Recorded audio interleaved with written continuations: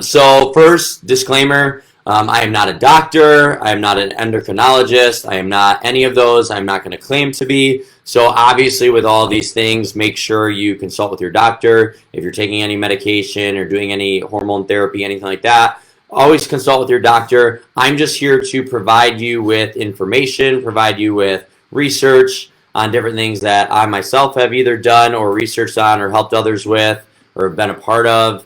And, it's up to you to utilize that information to what's going to make the most sense for you. So, again, I'm not a doctor. So obviously always, especially when it comes to hormones, consult with your doctor, or nutrition, consult with your doctor before making any changes and things like that. So, what are sex hormones? So we're talking about testosterone and DHEA that are in the body, men and women. Sometimes we think about that being mainly with men. And also estrogen and progesterone. So all male and females have all of those, but at different levels and different varieties there. So when it comes to those sex hormones, like what does it do? Obviously we know, it helps with reproductive health and, fashion there, but it also helps ensure with our libido, but our energy. It helps with our, it's a big factor in aiding in a lot of other hormones. So when our sex hormones are off, it can play a part in all other hormone production. And I started last week with stress hormones specifically because stress hormones is usually the biggest one that really will negatively affect the other hormones going on in the body. So a lot of us have like issues with our thyroid and metabolic, hormones. Issues with sex hormones like we're talking about today or whatever it may be, stemming from issues maybe that started with other hormones. Again, I'm not a doctor. I'm not saying that's what your issue may be, but it's always good to look at the body as a whole piece or whole picture there. So what else can negatively affect sex hormones? First, as I already mentioned, is stress, right? The more stress you have, I mentioned this in the last week's video. Again, if you didn't get a chance to watch it, go back and watch that. A lot of great information. But when it comes to stress hormones, so things like cortisol, your body will always focus on creating enough stress hormones to combat everything going on in your life before it worries about trying to focus on sex hormones. So if you're having issues with your body creating, not enough progesterone or testosterone or whatever it is, there's a lot of factors, obviously, right? Genetics, age, lifestyle habits, different things there. But always look at like, how is my stress levels? Is there anything I can do to combat that and get better with that? Because that could indirectly improve your imbalance with your sex hormones. So stress is the number one kind of thing that really negatively affects our sex hormones and sex drive. Second is nutrition deficiency. So I'll dive deeper into that as we go because that's the biggest thing that we're talking about today. But having a deficiency in specific key nutrients that is required for the sex hormones to be created is another big one. And then lastly, like lack of just overall wellness approach, right? Not eating quality foods, being around or having like a laptop on your lap can be very detrimental, or electromagnetics in your pockets like phones. But more so like sleep or lack thereof and exercise. So this could be too much exercise or not enough quality exercise. So for all my cardio junkies, get out there and do some strength training. The lack of strength training is a huge problem for people that struggle with issues with sex hormones. So we always encourage it to get some form of strength training in throughout the week. No matter what your overall goal is, because it's very beneficial for hormones and bones and muscles and all of that stuff. So when we have these negative effects on, our imbalance of our sex hormones, like what tends to happen? Well, you're going to have less energy. You're going to have mood with weight gain or inability to lose body fat. You're going to have an inability to maintain or gain strength or muscle mass. All of these have an effect on your metabolic functions, right? So there's a lot of other things, but these are some of the key things that a lot of people struggle with every day that we hear all the time here at Raw. So improving those sex hormones, even if you're not sure you have issues, can be really imperative to a lot of aspects of your life. So what are some things that you can start to do today within nutritionally that can start to benefit your sex hormones? So first thing is, and this is for estrogen, progesterone, and testosterone, not just one or the other, but is getting a lot of phytonutrients in. So what I mean by that is not just your macronutrients, but also your micronutrients. So vitamins, minerals, fiber, different things like that. The more of that we can get in, the better off we're going to be for setting our hormone profile in a better place, in a better position. So phytonutrients, things from like fruits, vegetables, and in a lot of variety of different foods, which I'll go over again here in a little bit. So that's one thing that we can always do. I already mentioned it. Strength training at least 3 times a week is very imperative to ensuring that you are doing everything possible movement-wise in order to help with your hormones.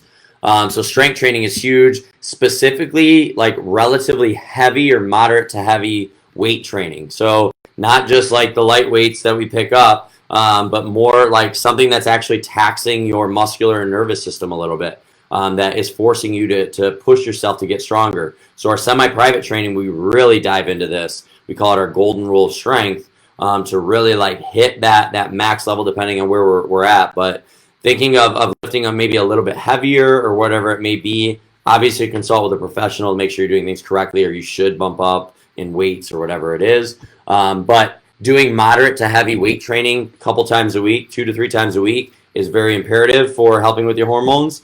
Improving that will help your metabolism, which will indirectly also help metabolize estrogen. We live in a very estrogen dominant society. So whether it's xenoestrogens from like chemicals or our environment or whatever, or we're eating a lot of foods that have a lot of estrogen in it, all of those can have a negative impact on our sex hormones. So being really good with your body of being able to get rid of or discrete some of that excess estrogens that we have is really important. So strength training or weightlifting definitely has an important role in that. So those are a couple things that everybody generally can start to do today to kind of improve some of their hormone profile. And if this is valuable to you guys, give us a heart, give us a like, give us a thumbs up. Let us know that this is beneficial for you. And again, if you have any comments or questions, let us know, and I'll answer the questions live here, or if you're watching later, I'll do that as well. So let's dive into like some other things that you can start to do now. I already mentioned sleep, right? When our stress levels are high, okay, stress levels and melatonin or recovery hormones, they're like a seesaw. So when one is high, stress levels are high, our recovery melatonin levels are really, really low. So what we want to do is balance those out a little bit better in sleep, and that's going to help with our sex hormones overall. Supplementing when needed. So ashwagandha root is a very good thing to help lower stress levels. And again, when we have too much stress, our body's not going to focus on creating or metabolizing sex hormones. You see this a lot with like under too much stress is, we call, like, you hear like the skinny fat, or you see people that maybe don't eat a lot of protein or too many fats or anything like that will start to could have a negative impact on your body. So like you struggle to gain and maintain lean muscle tissue, maybe because of dietary things that you're doing or whatever it is. So that's always an important thing. Fiber-rich foods. Fiber, obviously, as we know, will help kind of flush the system. So when our body is full of estrogen, especially male or female, a lot of women have too much estrogen relative to progesterone.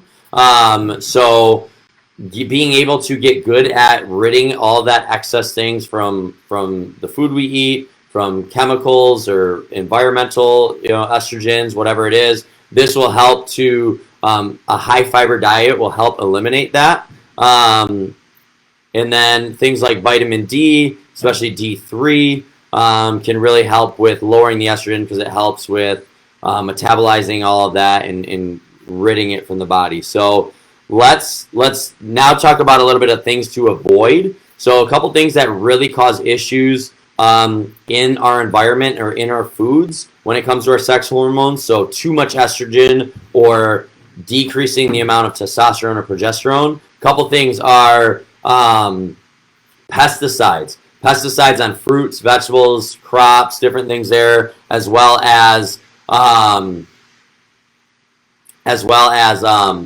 like coffee is one of the most sprayed things on the planet. When we ingest those into our bodies, they act like an estrogen, and they overload our body and our toxins and our liver, so our body can't excrete all of those excess estrogen hormones and different things there, even if they're xenoestrogens and different things there. So highly recommend to try to eat organic whenever possible, especially with your coffee. There's a great link that you can use, ewg.org, talks about clean 15 and dirty dozen, so the most sprayed things every year and the most clean things that you probably don't need to go organic. That's just a good thing that you can try to use just to give you a good idea of maybe what you should do or not do. So pesticides are a big thing. Next is watching out for chemical xenoestrogen. So what I mean by that is things in your diet or things that you use on an everyday basis. So this could be things like your cosmetics or fragrances you put on or have throughout your house. These can have a estrogen boosting in a negative way effect on our body. So watch out for some of these chemicals in plastics and things like that. Another one, staying away from plastics. Try not to drink from plastic water bottles. Definitely don't heat things up in plastic. That can also have a negative effect on your hormone balance when it comes to sex hormones there. Looking at things like deodorants or having too much sugar or alcohol. Both of these have a negative effect. So yes, alcohol, especially beer, can have a negative effect and increase estrogen levels in the body. So so too much alcohol and too much sugar can have a negative effect on our hormone profile there.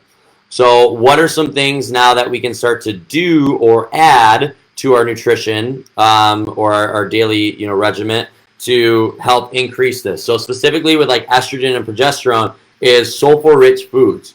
So sulfur-rich foods, there's a lot of different kinds. You can look at like nuts and seeds. So like walnuts are really good. Brazil nuts, different seeds, legumes are really good. Free-range and wild-caught proteins. So like free-range eggs and chicken, grass-fed beef and wild-caught salmon. Why do I encourage those over commercially raised ones? Well, commercially raised animal products are eating foods that it's not meant to eat. So think of like me as a human.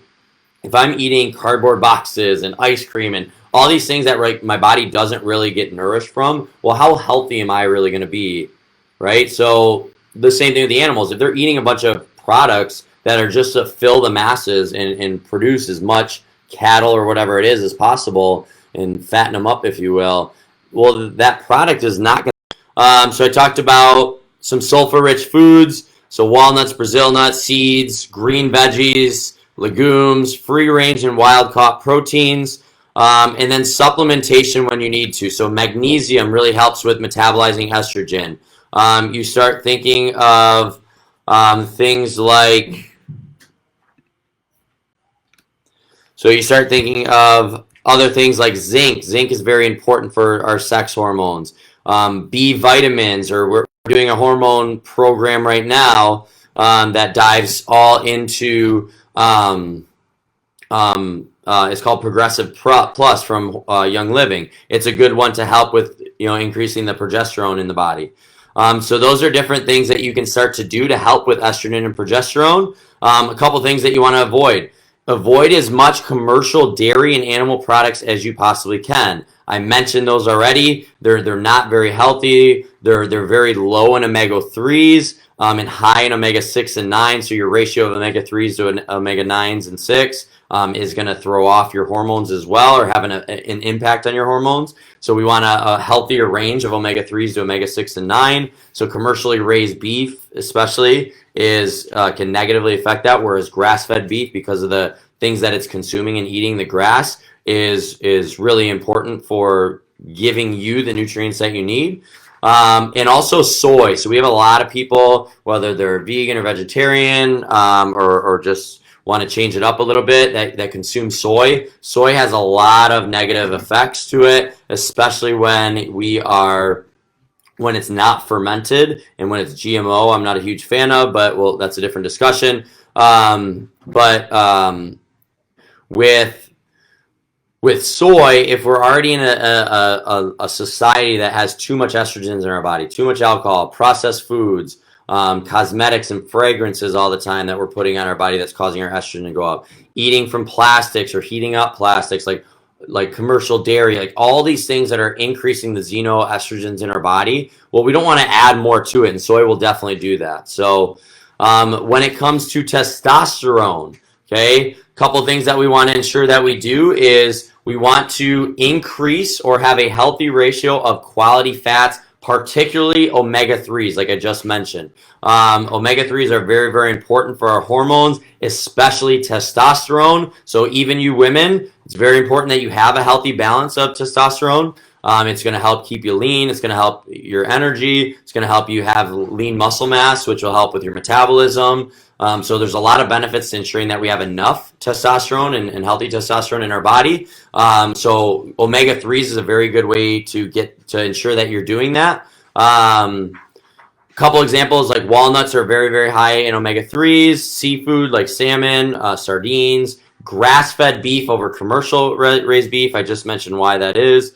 Walnuts, chia seeds, flax seeds, things of that nature are much higher in omega-3s. So that's a very good one that you can start to incorporate into your diet. And then similar to what I already mentioned with the estrogen and progesterone, zinc is very critical, especially for men, and selenium and magnesium. All three of those I highly recommend to take. I take myself every day, but for keeping a good balance in testosterone starts to decrease after the age of 30. And if you're not strength training, you're not taking care of your body, you're not recovering or sleeping well, your testosterone is just going to keep dipping, and you're incorporating all these things into your body or your lifestyle, like I mentioned before, like the plastics and all those xenoestrogens. That's gonna keep lowering the testosterone levels. So supplementing with some of those can be beneficial. So to kind of wrap it all up, guys, what are the 5 key takeaways that I recommend for you to do nutritionally to help with your sex hormones? So like testosterone, progesterone, estrogen. What are some things that we can help balance that out or improve? First one is number 1. Lots of different types of food and varieties of food that include a lot of phytonutrients or micronutrients like vitamins, minerals, fiber, right? So not relying on the same types of food all the time. Think color of the rainbow with your produce or different protein sources. Trying to do it where it's grass-fed or free range or wild caught. The more variety you can get in your diet, the more phytonutrients and micronutrients you get in your diet, that's going to help your hormone profile.